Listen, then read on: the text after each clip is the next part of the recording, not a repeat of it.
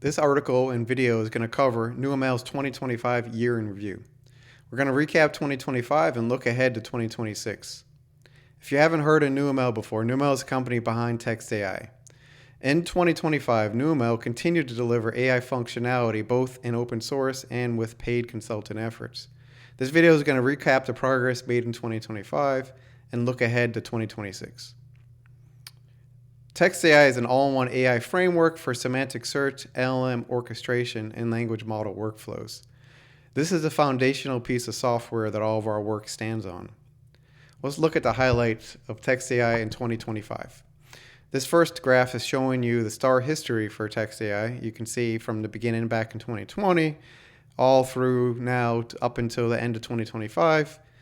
And, as you can see through this graph and down below, we crossed over the 10,000 star barrier and ended the year at 11,975. We had 2,142 new stars, 270 total commits, 145 total issues resolved on GitHub, 11 new releases. We started the year at 8.1 and finished at 9.3, and we had 10 new example articles / example notebooks. Let's recap the major functionality added. 2025, we had one major release in August 2025, release 9.0. This release added splayed support, Colbert, or late interaction, Movera, which is a way to encode late interaction vectors as dense vectors, and then re-rank in pipelines.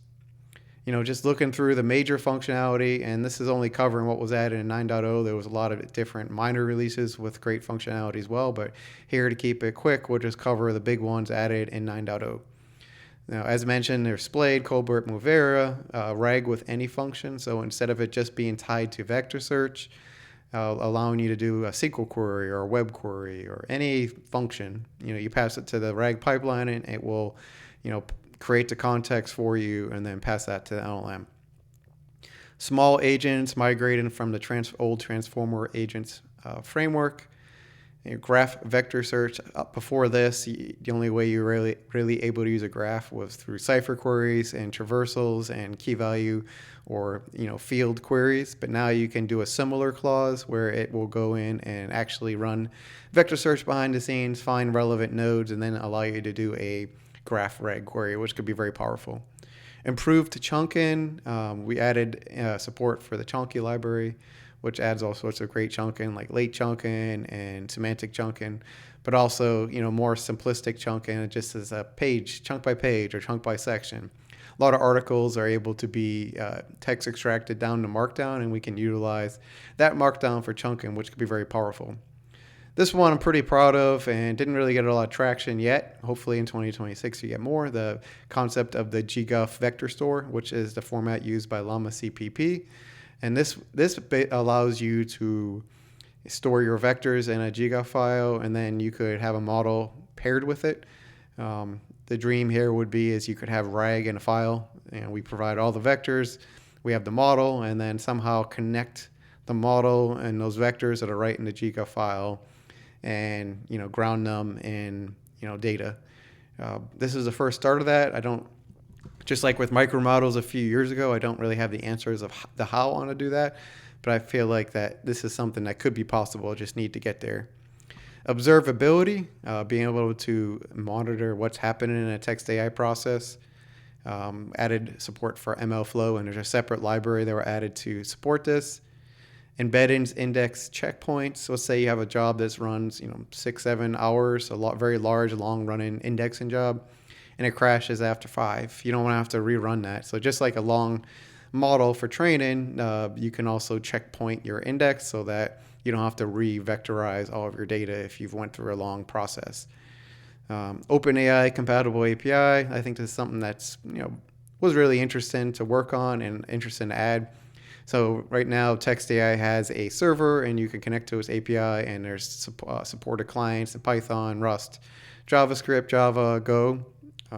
Those also have all the functionality built in to connect to it, but the OpenAI API exposes a TxtAI index that makes it look like it's an OpenAI service. And then you can use the standard OpenAI client and run inference calls. So super interesting on that, because let's just say you expose a RAG pipeline. You can make it look like it's just an LLM call, where you could expose a complex agent pipeline and make that look like it's an LLM call. And behind the scenes, the client has no idea what it's doing. It just passes, a regular text completion like anything else, and it gets back data. But using this API and using this OpenAI client, you can make it look like it's running just a regular LLM call. Might be something we move more and more towards as we go into 2026. Model Context Protocol, MCP, was a big thing in 2025, and TxtAI has support for that. And there's something that you can enable through the API if you want to add in exposing TxtAI APIs as MCP. So at the end of 2025, TxtAI is a growing and major player in the AI orchestration space. This illustration, which you might have, I've come across it a lot on LinkedIn. I feel like if you just Google for RAG developer stack, you'll see 100 different variations of this, literally. A lot of people have taken this and run with it. I don't even know who was the original author of this at this point. I think there's been so many different variations. But you could see on this, in the framework section is TxtAI, kind of similar with LangChain, Llama Index, Haystack. Then you have the LLM section, vector databases, data extraction. TxtAI is not really just a framework. It also could be a lot of these other things, but it's probably the most relevant bin if you had to bin it in one of these categories. Obviously a lot of large, big companies. You got Microsoft, you got Meta, you got OpenAI, you got, Claude, you got Google, you got, AWS and Amazon, you got DeepSeek. And then you have TxtAI and NeuML and LangChain and Llama Index, Haystack. Also, the commonality outside of NeuML is that most of these, projects are VC backed, large companies, whether they have lots and lots of, financial backing behind them, or large companies behind them. NeuML, as you've probably deduced if you followed it long enough, is just me, and TxtAI is primarily built by me with some contributors. So I think it's quite it's always an honor to be on a list like this, to see, that what we're doing is kind of punching above our pay grade, if you will, because we're, it's just a one-person company primarily. Looking ahead in 2026, we'll continue to show that TxtAI is a good option for a minimalist framework. One of the things I see a lot online is that people complain about LangChain, or do we even need a RAG framework? It's bloated, it's complicated, doesn't add a lot of value, it's slow, you name it, it's hard to learn. What I'm trying to do, and maybe LangChain works great for you, or Llama Index or Haystack work great for you. But if you're looking for a very minimalist AI framework, something that's built to be lightweight, that's where TxtAI is looking to add value. So if you try some of those other frameworks and you're just not interested in, or you think it's just too bloated, maybe TxtAI could be a better option for you. So go ahead and definitely give it a try if you have that sentiment about RAG frameworks. In addition to TxtAI, NeuML has a number of other open source projects that continue to evolve. We got Paper AI, which is a project for medical literature analysis, Paper ETL, which is a parsing framework for medical literature. You have the RAG project, which is a UI on top of TxtAI's RAG pipeline. You have Annotate AI, which is a framework for annotating medical and scientific papers. It's a pretty interesting project. You should take a look at it if you're interested in, hey, I want to read a lot. I want to actually read these papers. I want to read these PDFs, and I need to annotate them. So I don't even know what I want to annotate. I want, quote unquote, smart annotations. So that is something that you could check out and add. Open models. NeuML is big believer in open source AI. As part of that, we've released a number of public models on the Hugging Face Hub. At the end of 2025, NeuML has 61 models available and 12 data sets. Here are the highlights on 2025. The big one is PubMed BERT embeddings. This is a model that's received over 10 million lifetime downloads. 10 million is a pretty big number, probably the most downloads of anything, more than TxtAI. 150,000 downloads a month. It's also been cited in at least 56 journals, or according to Google Scholar. So this includes popular journals like Nature, Springer, and others. That's a lot of value being added, I believe, from this model. I think a lot of people who want to analyze medical literature turn to this model first. It's the most popular one out there. and they want to be able to vectorize medical papers. This is the model for you if that's what you're looking to do. Certainly got a lot more traction probably than I envisioned when I put it together in 2023. I don't think I set out to have something as quite as popular. It was more just like, hey, I want to build a vector model for medical literature. It'll help me in some things I'm working on, but also just from, it's an interesting problem area. So something that we're really proud of, the amount of traction that this model has gotten. BERT hash, as I said, I think earlier I talked about micromodels, and a couple years back wanting to do micromodels or build micromodels, which would be defined as less than 1 million parameters and less than 5 meg size model.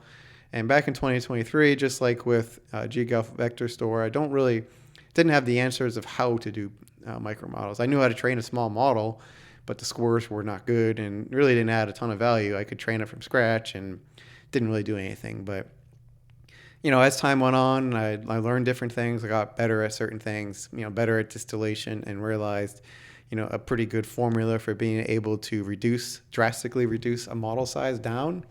So what BERT hash, really all it does is it just takes the base word embeddings layer and then projects that to an intermediate projection layer and then back to the hidden size. And this is something that was, a few people have mentioned this. This was something that was done with Albert a while back, but this is a little simpler than Albert. It's not looking at all the other layers. It's just simply looking at the word embeddings only. It projects it to a hidden size and then projects it to a projection layer, then to the hidden size. So very simplistic. The code obviously is given it's a custom model is loaded into the Hugging Face Hub model, so you can see what it's doing. Not a ton to it, but surprisingly effective. And if you want to read more of the details on how this model works, there's a bunch of articles available, but this one on Medium talks a lot about it as well. The key thing is that, it might not work really well with just dense vector models, but I'll have something coming in 2026 that shows that might not be entirely true. But, with what this was initially trained on is that the goal was to pair this as a Colbert model and be able to do latent interaction encoding. And, the scores were really well. I mean, you're seeing for 970,000 parameter model, the scores were similar to models, 20, 25, 30 million parameters. So quite impressive for something that's 1/20th the size, and obviously opens up a lot of different avenues for running on CPUs or even small form factor edge devices. So building on BERT hash in December, I took the same thing and trained a biomed BERT model from scratch.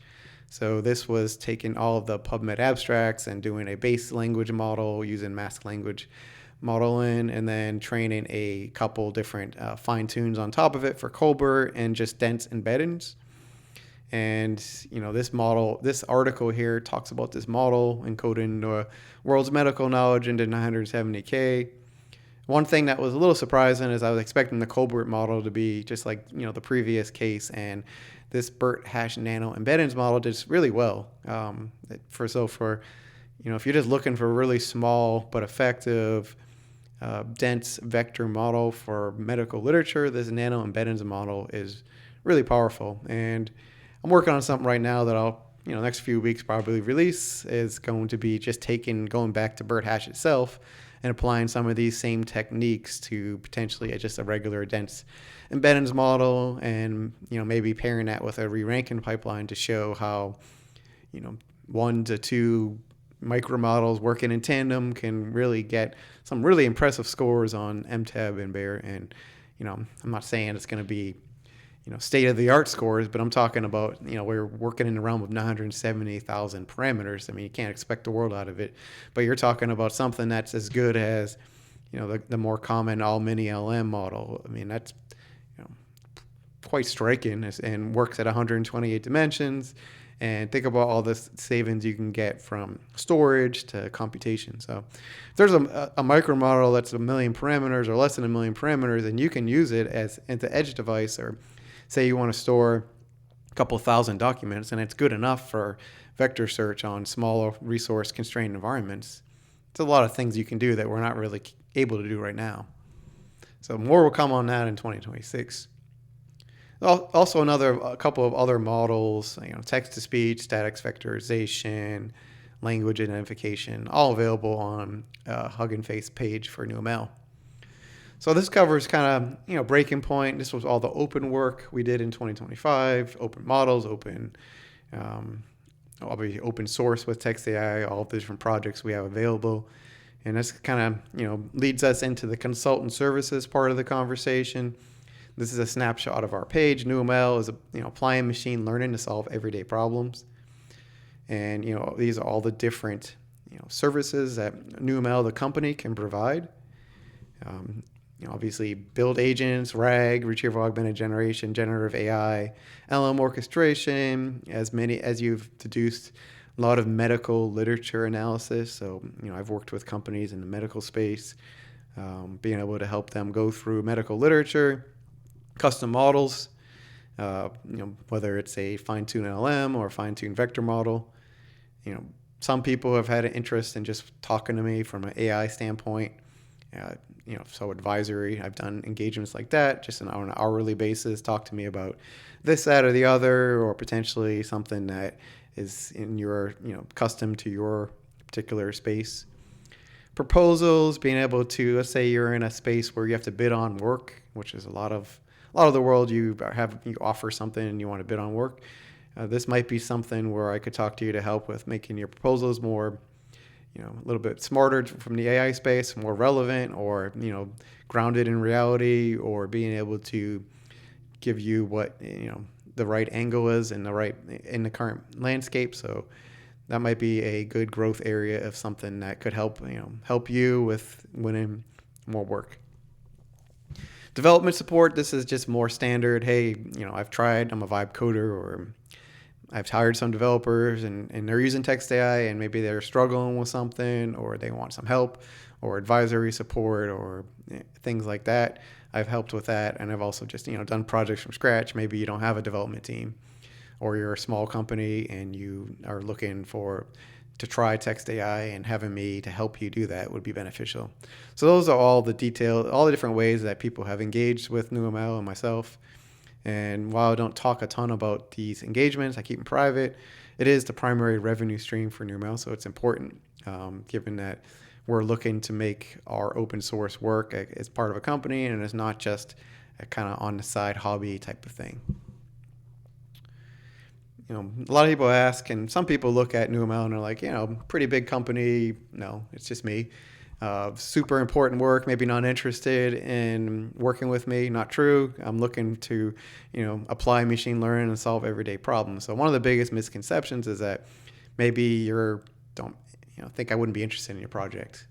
I've had people tell me that, like, oh, I don't really think what what I'm trying to do really isn't that important, wouldn't really raise enough on your radar. That's not true. I'm looking for companies that are, small to medium companies, people who are just trying to get into space. They don't have large, giant AI teams, or, they're not large organizations with, many, many different teams working together. The most impactful engagements I've found is that there's someone, a CTO or founder, or someone who's, influential in their company, and they just want to try some things or get some stuff off the ground. Those have been the most successful projects. People have engaged with me and I've been able to come in and add value right away. Obviously, I'm not opposed to working with large organizations, but I've seen some challenges engaging with them, and, process procedure. Maybe there's already people who have their own ideas about how AI should work.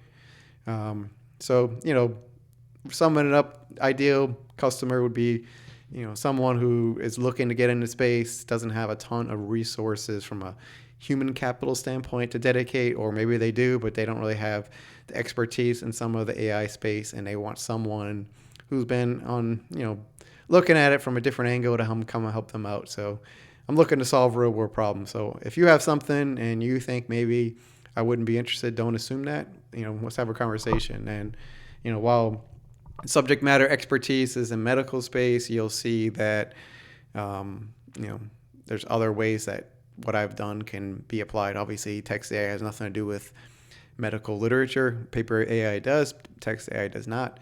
So schedule a meeting or reach out to me. Happy to have a conversation.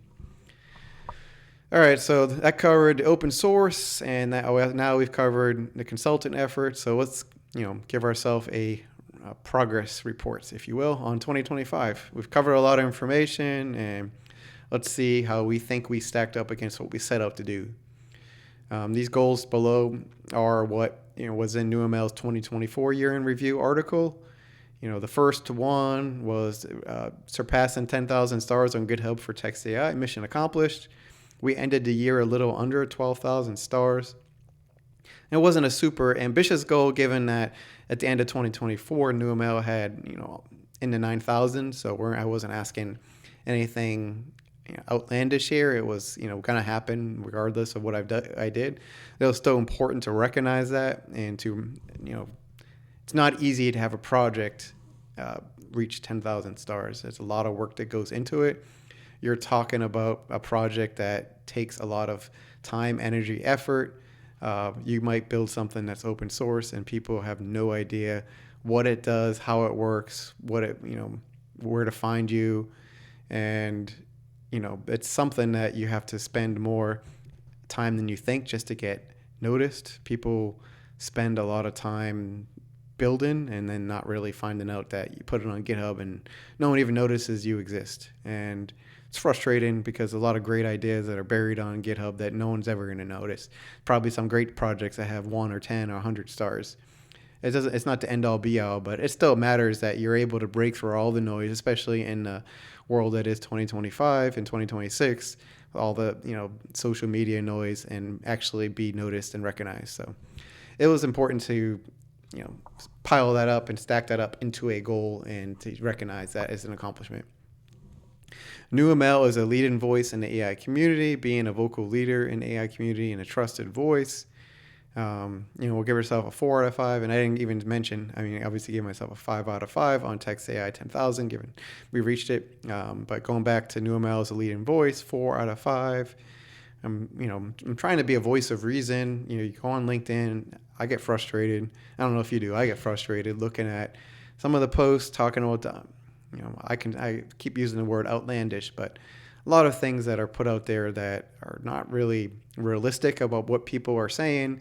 The end of developers and everything's going to go away, and the end of white collar workforce, and everything's going to go away, and all these models. And every time you see a model release, it's the end all be all. And then a week later, people talk about how it can't do something very simplistic. It's a complex and annoying, frankly, cycle where you just keep seeing people churn and churn, and these posts get so much visibility, whether they're paying for it or they're using their networks, whatever it is. It's hard to hear people who have a realistic expectation for AI. So this is something that I consider to be an important, hallmark of what NeuML is. It's a company that is realistic.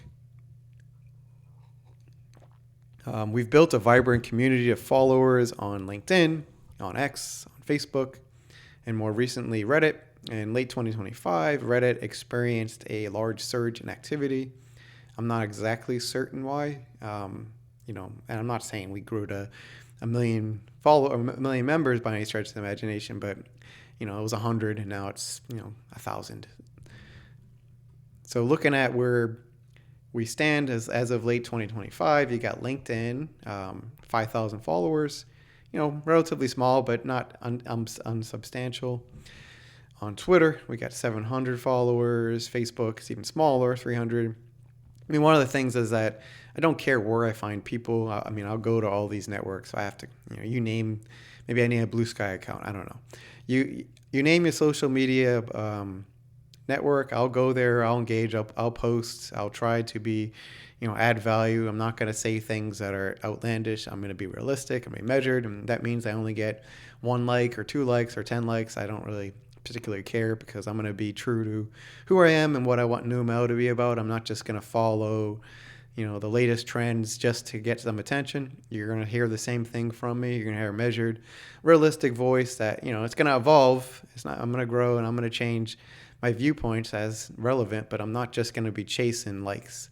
So if you're looking for something like that, certainly follow NeuML on one of these platforms. And kind of as I said earlier, Reddit, 993 at the end of the year. It doesn't sound super impressive, but on December 1st, it was 146, and it's adding 30 or 40 new members a day. So if it keeps up at this pace, it's certainly going to surpass all the others. It's going to be well past even LinkedIn, which has 5,000, and who knows where it leads. If LinkedIn is not the best forum and Reddit is better, it doesn't really matter to me if that's where I need to reach people, and that's the best place to engage with people who, are interested in TxtAI and interested in what NeuML and what I'm talking about. That's where I'll go.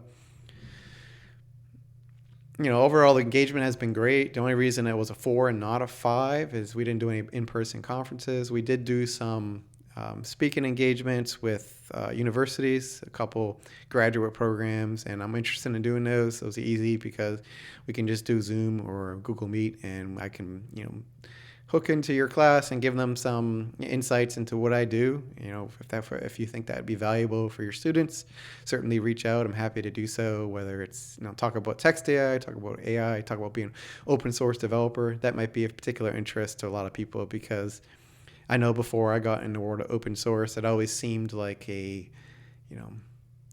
really, some people just dream about doing it, to be honest. It's like, oh, it would be great if I could be an open source developer and this and that.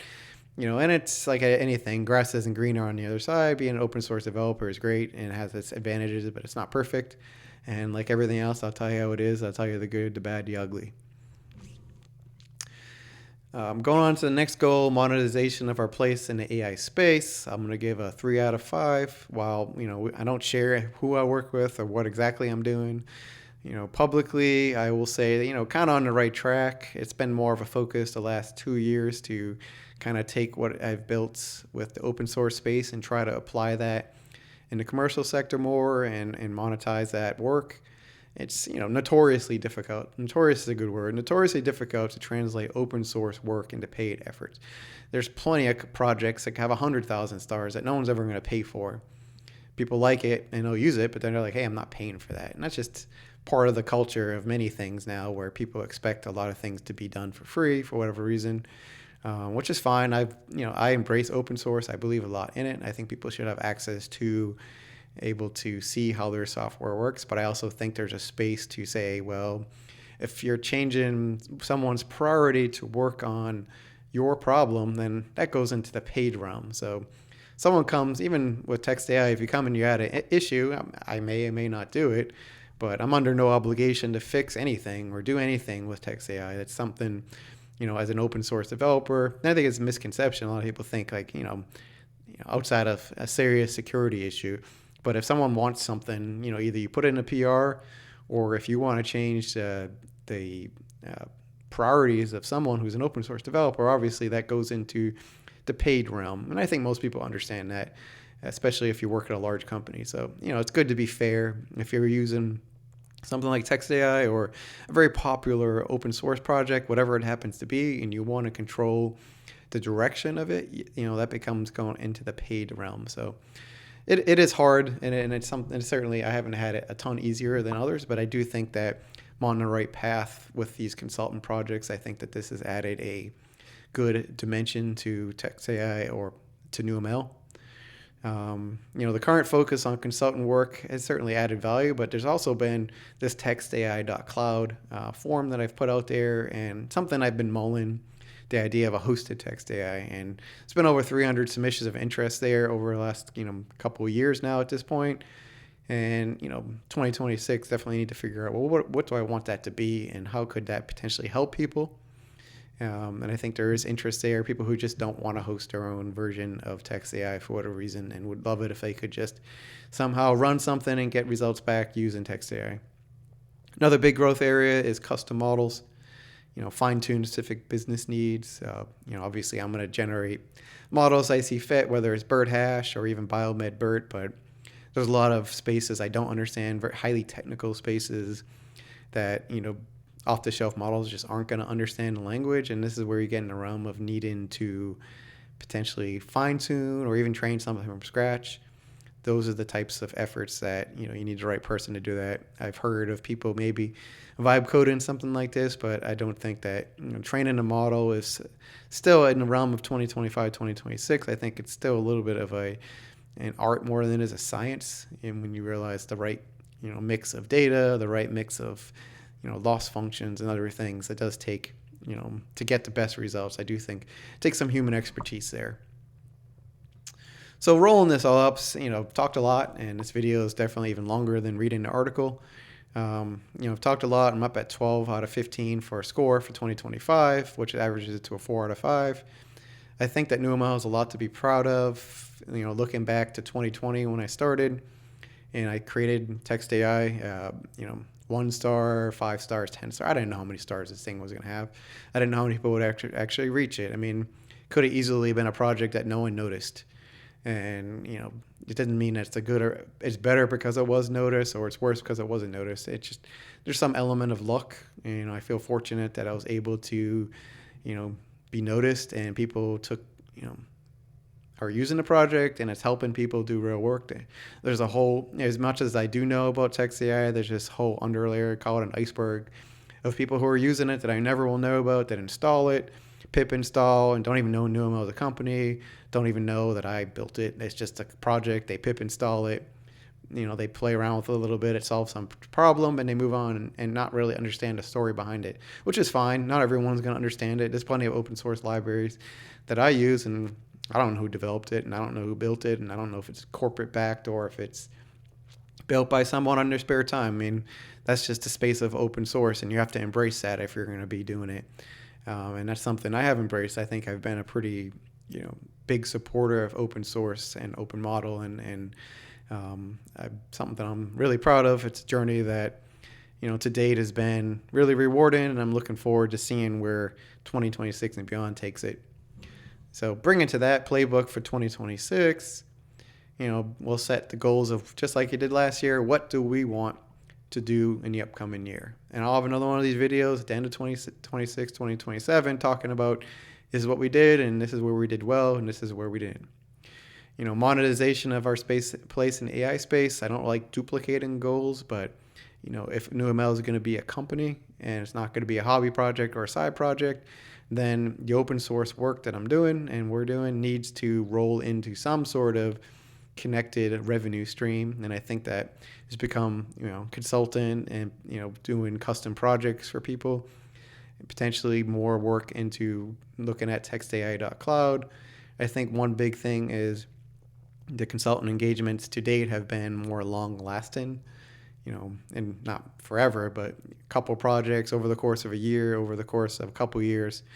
I think that I found that there's probably more people who would have engaged with NeuML if there was an easy way to just a payment page and give me a few hours of your time to talk, and that's that.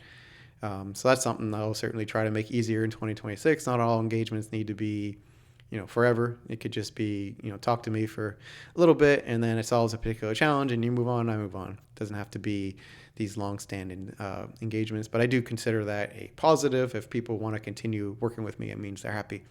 So there's nothing wrong with that. Looking at other goals, being a leader in the vector retrieval space. TxtAI started as an embedded database, a vector database, and it grew into a hub for a lot of different things, for AI orchestration, for LLM orchestration, and workflows and agents.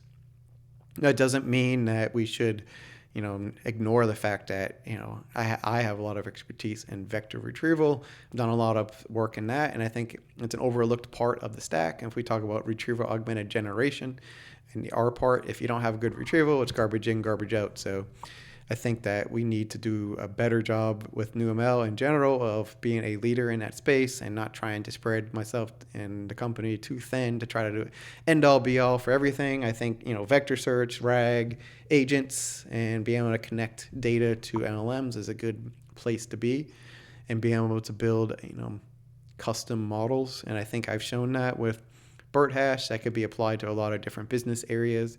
There's probably more innovation coming, as I said earlier. Stay tuned. In early 2026, I'm going to talk about building a dense version of BERT for embeddings that is surprisingly competitive.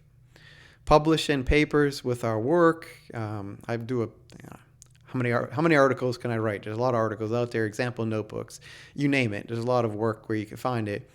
The reality is, in the research space, if you're not publishing your work, it's going to fall on deaf ears to some extent.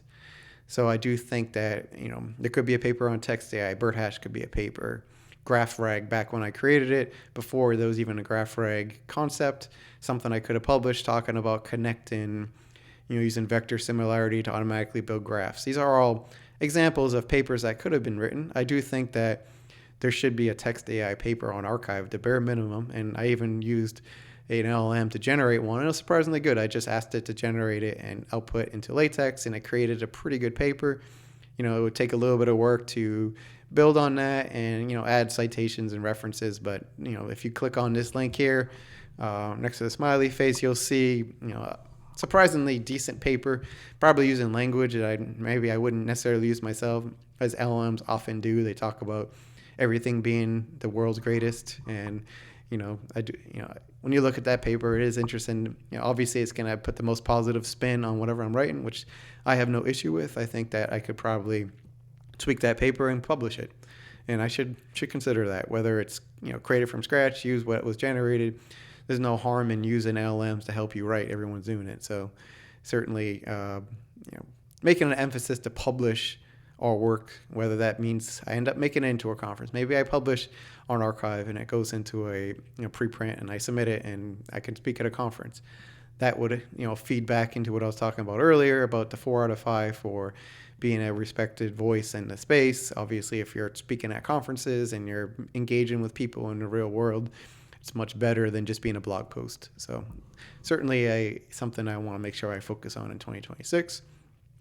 In terms of ways to interact with NeuML, I don't really have many more ideas about many different forms I could put out there to help you engage with me. Website, obviously. There's my calendar, it's open. Someone could just go schedule a meeting. I don't know if a lot of people even know that, but you can just click that meet link and schedule a 30-minute meeting with me, and it goes right to my calendar. You can email info, which goes to me. You got Slack, which is an open channel. If people have questions, there's obviously GitHub issues, and there's Docker. I'm on Hugging Face and all those social media pages we mentioned. YouTube, I'm going to try to do more of these types of videos, which I think it's just a different way to engage, and I think it's a little more personal. People could hear more about the story, about the things I'm building, and it's a little less than just a written text. Articles, all the different ways. A lot of it is duplicative. Outside of the newsletter, I'm just publishing some of the same things to multiple forums, but I try to reach people as much as I can. As I said before, I don't really care how I reach people. I will do the best I can to get the information out to the right people, and if that means I'm on a social media platform and I reach the right 10 people, so be it. It doesn't really it's not all about numbers all the time. It's about reaching the right people. So, one last plug, as I'm trying to not make this super, salesy, but obviously, consultant support, you can reach out to me. And, if you're struggling with using TxtAI or AI or data sets, or you want to train your own models, or you need to, your own AI strategy support, you just want to talk to me, you want to talk about some of the things I'm working on, I'm, willing to engage in a lot of different ways, reach out and book an intro meeting or email me. All right, so this kind of sums everything up for 2025 going into 2026. This video covered this, the state of NeuML at the end of 2025 and what I'm looking to do in 2026. I know that it's been a little long, but hopefully it's something that, like I said, maybe only 10 people watch this video, but if it's the right 10 people, I'm all for it. I'm willing to put this information out there and try to engage with people in the best ways I can. I'll put a link to this article so you can just read it, and I have all the links that connect to it that we spoke about. And if you're interested in the history of NeuML, there's all of these previous articles that I wrote, 2020 through 2024. I tried to continue being a pretty open book on how I've built NeuML and how I've built the company and how I've built TxtAI. I'm looking forward to building more of these types of videos and more to just share a little bit more what I'm trying to do and what TxtAI is trying to do and what NeuML is trying to do. So hopefully you enjoyed what you heard, and I appreciate it. I'm looking forward to seeing what's possible in the space in 2026. I hope you have a great start to your year.